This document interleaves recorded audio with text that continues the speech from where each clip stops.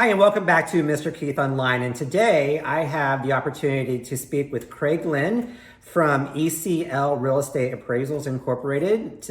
This week we've been talking a lot about appraisals and what it means in the real estate process. So I'm so glad to have you here today, Craig. Thanks, Keith. Thanks for letting me be here. So Craig, for my first question today, what is an appraisal?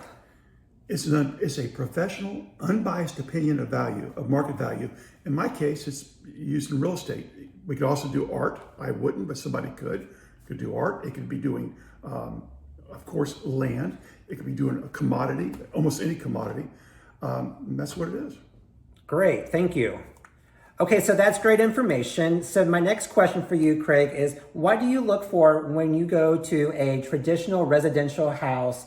What do you look for during that appraisal process? It really depends, Keith. What happens is that we get an assignment. The appraiser receives the assignment from the lender. The lender specifies a different type of loan. It could be FHA, it could be conventional, it could be USDA, it could be VA. In my case, I do FHA and I do USDA and I do conventional. USDA would be for rural properties primarily.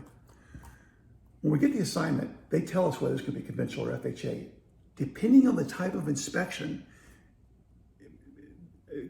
depending on the type of loan is the type of inspection.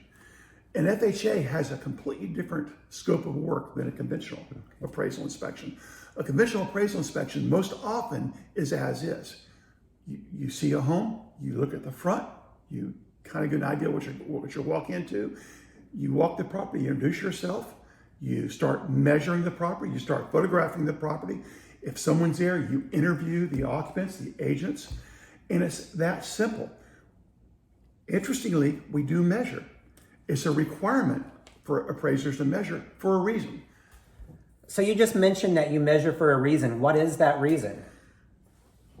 So when you buy a house, you have an idea through the MLS listing what the size of the house is. That size is normally based on the county tax assessor's tax rolls, on the county property appraisers' measurements that were maybe taken 25, 50, 75 years ago. That number changes because there's add-ons to the house. The house has been changed. There's been conversions of garage spaces. Maybe there's been a patio added. All these improvements add value. What Fannie Mae, what Freddie Mac, what the GSEs require is to know what the size of the improvements and what the contributory value of those individual improvements are to market value. I assure you that if your home, by the tax rolls, is 1,500 square feet of gross living area, almost never, when the appraiser measures it, will be 1,500 square feet. It might be 16, 17, 1,800 square feet. It might be less. Almost always, it's smaller than what we measure, but that's not always the case, but generally it's the case. We measure it and the home's actually larger. That number is a contributory value. The contributory value is money in the seller's pocket if they know what that is ahead of time. All right, sounds good. Thank you. Okay, so my next question for you, Craig, is what can a seller do to prepare the property for an appraisal? Probably the most significant things they can do can't be done quickly. You can't change your market. You can't change your sub-market. You can't change your neighborhood. You probably won't landscape for the appraiser. Some of these things would have a very poor return on investment. Keep in mind that the appraiser is more of an informed buyer. He's looking at the house the way that an informed buyer would be. He has some education, some training. You can't change the gross living area, but you can change the basics of the cleanliness of the house. A clean house, it doesn't need to be spick and span. We don't assess the cleanliness of the house. But an appraiser comes in, he's going to develop a range of value between here and here. Where you fall in that value may be some things that are really kind of subjective. How the house looks, how just the general market appeal. Our analytics tells us that the house will be between $100,000 and $120,000. Where does it fall between that range? Depends on the general appeal of the house. And we're human beings. we see, we smell, we look, we hear, and we kind of go from there. All right, so my next question for you, Craig, is typically, how long does an appraisal take? The actual inspection, which is the fun part, the part that appraisers love doing, is at the most an hour, unless it's really an elaborate big house. I would say generally for me is 30 minutes to an hour. I program 1 hour for every appraisal, whether it's a condominium apartment or a 3,000 square foot house. Now, if it's a mansion, obviously I program more.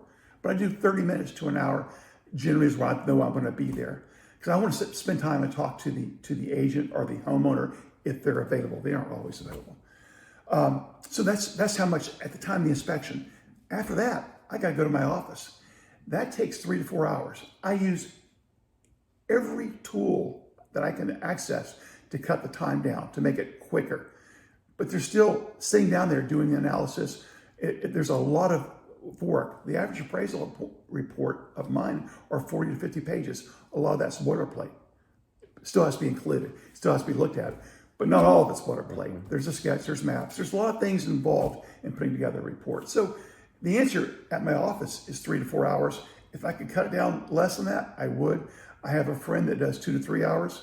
A guy I started off in business with almost 30 years ago. He's faster than I am, but everybody's different. Okay, great.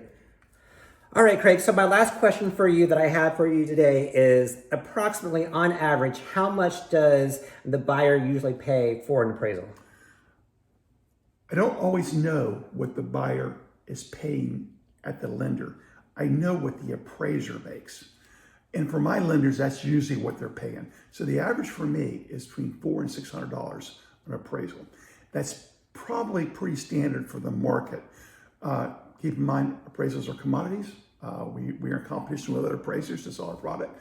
But $400 to $600 in our local market is probably common. I'll be honest, I've done some for as much as $2,000. I've done some for a little bit less than that. But very, very, very few for less than $400. Okay. Well, now you have it. Now you've learned a little bit more about appraisals. I'm so glad that you were able to join me, Craig. Thank you so much for your time. Absolutely my pleasure. Great. So until next time, I hope you have a great day and we'll see you tomorrow.